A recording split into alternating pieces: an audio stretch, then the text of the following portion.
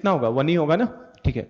देखो आगे के डेटा में दे दे रहा हूं आपको, ये डेटा आपको याद नहीं करना है, बस केवल ग्राफ के पॉइंट ऑफ व्यू से मैं बता रहा हूं आपको। 10 ml पे लगभग इसका पीएच 1.22 आता है, 20 ml जब ऐड करते हैं तो इसका पीएच 1.48 आता है, 30 ml ऐड करते हैं तो इसका पीएच लगभग आपका, ये लगभग मैं बता रहा हूँ एग्जैक्ट वैल्यू नहीं है, 1.84 के आसपास आता है। जब हम लोग इसका 39 ml ऐड करते हैं तो पीएच 2.9 के आसपास आता है, 30 39.9 ml पे 39.9 ml पे इसका pH 3.1 आता है। और जैसे ही हम लोग 40 ml करेंगे, देखो 40 ml पे तो इक्विवेलेंस पॉइंट आ जाएगा, क्योंकि 40 ml 0.1 मोलर HCl को टाइट्रेट किया है 0.1 मोलर NaOH के साथ, तो NaOH के भी कितने ml पे EP कितने पे आएगा, N1 into V1 is equal to N2 into V2, तो 40 ml 0.1 है तो इसका भी 40 ml ही लोगे तभी न्यूट्रल पॉइंट बनेगा, तो इसका 40 ml के करेस्पॉन्डिंग क्या मिलेगा, न्यूट्रल पॉइंट। और न्यूट्रल पॉइंट पे या इक्विवेलेंस पॉइंट पे तो pH कितना हो जाएगा 7, तो 40 ml के करेस्पॉन्डिंग pH कितना आएगा बेटा 7 आएगा। 40.1 ml जैसे ही थोड़ा सा हम लोग बढ़ाते हैं, कितना 40.1, तो 40.1 पे इसका जो pH आता है वो 10.1 आ जाता है। 40.1 पे 10.1 आता है।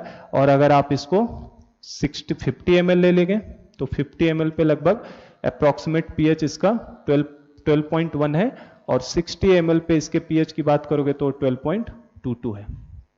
ये डेटा आपको याद नहीं रखना है, ये डेटा सिर्फ मुझे ग्राफ समझाने के लिए बताना था। ये आपका pH एक्सिस है, ठीक है, और ये आपका वॉल्यूम ऑफ किसका NaOH है ना, वॉल्यूम ऑफ NaOH की एक्सिस है। तो इसका ग्राफ बताना है, ये डेटा ध्यान नहीं रखना है, सिर्फ इस डेटा का मीनिंग ये था कि इस ग्राफ को समझ सको कि क्या होने वाला है। यहाँ पे देखो, आप देखो तो इसके करेस्पॉन्डिंग जो हो रहा है यहाँ पे देखो, ये शार्प चेंज यहाँ पे दिख रहा है आपको। जैसे ही हमने वॉल्यूम लिया है 39.9 ml, तो 39.9 ml पे देखो शुरू में pH में चेंज ज्यादा नहीं हो रहा है, शुरू में 1 है, फिर 1.22, फिर 10 ml बढ़ाते जा रहे हैं, फिर भी pH में बहुत कम चेंज है। लेकिन आप इसके बाद देखो 39.9 ml करते ही pH कितना हो गया 3.1, और 40 ml करते ही pH कितना हो गया 7, और आपने जैसे ही 0.1 ml डाला है pH कितना हो गया है 10.1, तो काफी शार्प चेंज होता है। तो ये जो रेंज है ना, जो उसके इक्विवेलेंस पॉइंट के करेस्पॉन्डिंग जो वॉल्यूम है उस पर काफी शार्प चेंज दिखाई देता है हमें। तो जो इसका टाइट्रेशन कर्व आता है वो कुछ इस तरीके से आएगा। शुरू में आपका pH में चेंज थोड़ा सा नॉर्मली रहेगा क्योंकि स्लोली चेंज हो रहा है, बाद में आप देखो सडन चेंज होगा आपका pH। तो आपका जैसे ही एक बार आप इस वॉल्यूम पे पहुंचोगे, कहां पे 39.9, और 40 ml पे पहुंचते ही pH कितना पहुंच जाएगा 7, तो काफी शार्प चेंज दिखाई देता है। यहां से इस तरीके का आप देखोगे तो काफी शार्प चेंज दिखाई देगा बड़ा सा, और फिर आप देखो फिर से चेंज नॉर्मल हो चुका है, फिर से चेंज क्या हो गया 12.1 और 12.22। तो ये जो चेंज है, ये रेंज जो है ये काफी शार्प चेंज वाला रेंज है। ये लगभग रेंज हमारा जा रहा है कहां से 3 से लेके 10 तक, ये 3 से लेके कहां तक लगभग गया बेटा 10 तक जा रहा है। देखो 3 से लेके 10 तक जा रहा है। तो ये हमारा स्ट्रॉन्ग एसिड, ये जो ग्राफ है किसके लिए है हमारा HCl वर्सेज NaOH। तो स्ट्रॉन्ग एसिड और स्ट्रॉन्ग बेस का जो सॉल्ट बनता है उसका ग्राफ, pH का ग्राफ कुछ इस तरीके से मिलता है। ये pH एक्सिस है, वॉल्यूम ऑफ NaOH है, तो शुरू में आपका चेंज नॉर्मल रहता है बेटा, और बाद में एकदम शार्प चेंज लेता है, बहुत बड़ा सा चेंज लेता है। अब देखो इसके करेस्पॉन्डिंग अगर मैं वॉल्यूम की बात करूं तो इसके करेस्पॉन्डिंग लगभग यहां पे वॉल्यूम होता है 39.9 ml है, 39.9, और इसके करेस्पॉन्डिंग वॉल्यूम को देखो, इस पॉइंट के करेस्पॉन्डिंग, तो यहां पे आपका वॉल्यूम है कितना बेटा 40.1, कितना है 40.1, और यहां पे बीच में कहीं पे इसके करेस्पॉन्डिंग जो वॉल्यूम आपका मिलेगा वो कितना रहेगा 40, ये कितना है 40। समझे क्या बात को? तो केवल ये पॉइंट डेटा देने का मतलब मेरा बस इतना सा था कि ये डेटा से मैं आपको ये समझा सकूं कि इसमें काफी ज्यादा लार्ज चेंज दिखाई देता है, और यही पॉइंट हमारे लिए क्या है इसका बेटा इक्विवेलेंस पॉइंट। ये क्या है हमारा 40 ml के करेस्पॉन्डिंग इक्विवेलेंस पॉइंट, और इक्विवेलेंस पॉइंट और नॉर्मल पॉइंट इनके लिए दोनों क्या होंगे सेम। एनपी मतलब क्या नॉर्मल पॉइंट, क्योंकि हमें पता है कि स्ट्रॉन्ग एसिड और स्ट्रॉन्ग बेस से बनने वाले सॉल्ट का पीएच हमेशा कितना रहेगा 7 रहने वाला है, क्योंकि स्ट्रॉन्ग एसिड और स्ट्रॉन्ग बेस के सॉल्ट का कभी भी हाइड्रोलिसिस नहीं होता, पीएच हमेशा 7 बना के रहेगा। तो वही इक्विवेलेंस पॉइंट नॉर्मल पॉइंट होगा और उस पर पीएच कितना दिखेगा 7, और ये हमारा किसके करिस्पॉन्डिंग आ रहा है 40 ml के। ठीक है, तो अब इसमें हमसे पूछा जाए कौन सा इंडिकेटर यूज करोगे, तो बेटा इसमें फिनोप्थिलीन को भी यूज कर सकते हैं और मिथाइल ऑरेंज को भी यूज कर सकते हैं, क्योंकि ये देखो काफी शार्प चेंज है, 3 से लेके 10 तक है। ये वाला जो पीएच का ये वाला जो कर्व है ये किसकी वजह से बेटा हमारा पूरा किसकी वजह से स्ट्रॉन्ग एसिड की वजह से ये वाला कर्व है। ठीक है, ये वाला आप देख सकते हैं कि सडन हमारा सॉल्ट फॉर्मेशन से हो रहा है, और बाद में जो सिंपल वाला ये भी कर्व है किसकी वजह से स्ट्रॉन्ग बेस की वजह से है। और ये केवल 0.1 ml का 40 से 39.9 40 से 40 0.1 ml के डिफरेंस में इतना बड़ा लार्ज डिफरेंस आ जाता है। तो तो इसमें इंडिकेटर अगर हमसे पूछे तो ग्राफ ध्यान रखना इस तरीके से बनाना है। इंडिकेटर पूछे कौन सा यूज करोगे, तो आप इसके लिए दोनों इंडिकेटर यूज कर सकते हो बेटा। आप चाहो तो मिथाइल ऑरेंज को भी यूज कर सकते हो, है ना, MEOH को, जिसका pH आपका 3 to 5 है, और आप चाहो तो इसके अंदर फिनोप्थिलीन को भी, HPH को भी यूज कर सकते हो, जिसका pH आपके लिए 8 to 10 होता है। तो इसमें हमें दोनों इंडिकेटर यूज हो जाते हैं, फिनोप्थिलीन HPH भी यूज हो सकता है, और इसके अंदर मिथाइल ऑरेंज MEOH भी यूज हो सकता है। कितने मिनट हो गए? 55 क्या? तो ये दोनों आपके यूज हो सकते हैं, ठीक है। चलो, तो ये हमारा, बस 2-3 मिनट और लिखवा दूं, एक ही बचा है केस। तो ये हमारा स्ट्रॉन्ग एसिड और स्ट्रॉन्ग बेस का इस तरीके से, MEOH यहां भी आप HPH, मतलब दोनों इंडिकेटर, हर तरीके का इंडिकेटर, कोई भी इंडिकेटर जिसका रेंज 3 से लेकर 10 तक जाएगा, उसमें का कोई भी इंडिकेटर आप यूज कर सकते हो। ऑप्शंस में देख लेना, किसी भी इंडिकेटर को आप यूज कर सकते हो in titration of strong acid with strong base, किसी भी इंडिकेटर को यूज करो। चलो, और लास्ट केस हमारा फोर्थ केस है बेटा। फोर्थ केस तो सिंपल सा है, खत्म है इसमें। टाइट्रेशन ऑफ किसका बचा एक हमारे पास, वीक एसिड को वीक बेस के साथ। तो लास्ट टाइट्रेशन हम लोग लिख लेते हैं, titration of weak acid with weak base. तो titration of weak acid with weak base. तो देखो, वीक एसिड का वीक बेस का टाइट्रेशन में तो इसमें कोई भी आपको शार्प पॉइंट दिखाई नहीं देता, तो ये इंफॉर्मेशन है, ध्यान रखिएगा। वीक एसिड और वीक बेस, चूंकि दोनों वीक हैं तो दोनों वीक पार्ट हैं, तो इनमें pH में कोई ज्यादा चेंज हमें दिखाई नहीं देता है। तो इस तरीके के टाइट्रेशन का कोई भी हमारे पास सुटेबल इंडिकेटर नहीं है। तो केवल इसमें 2 लाइन हम लोग यही लिखेंगे कि in titration of weak acid with weak base, no sharp point, no sharp change in titration of weak acid with weak base, no sharp change is found in pH titration curve, in pH titration curve। कोई भी बेटा इस तरीके का sharp change आपको दिखाई नहीं देगा। तो in titration of weak acid with weak base, no sharp change is found in pH titration curve, so there will be no suitable indicator, in titration of weak acid with weak base।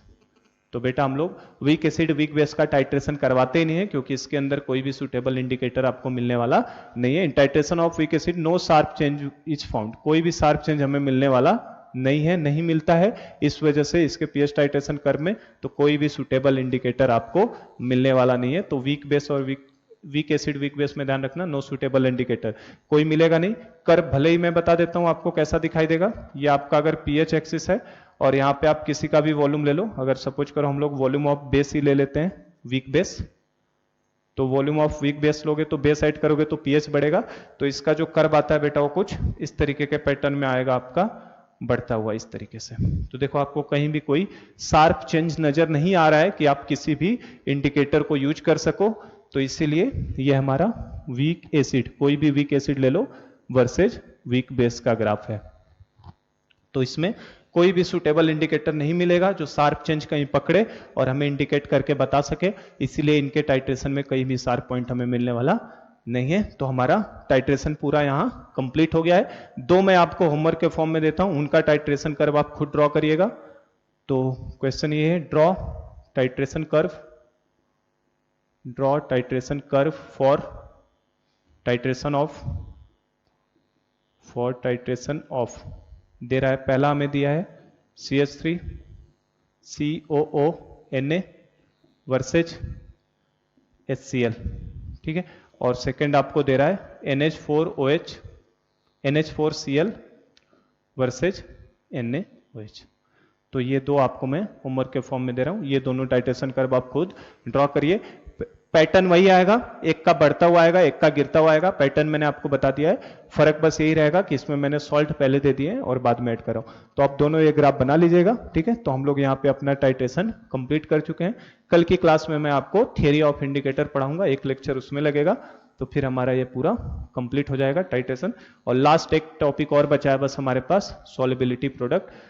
तो coming classes में हम लोग उसको भी पूरा कर लेंगे। ठीक है, चलिए तो आज का लेक्चर यही स्टॉप करते हैं। Thank you.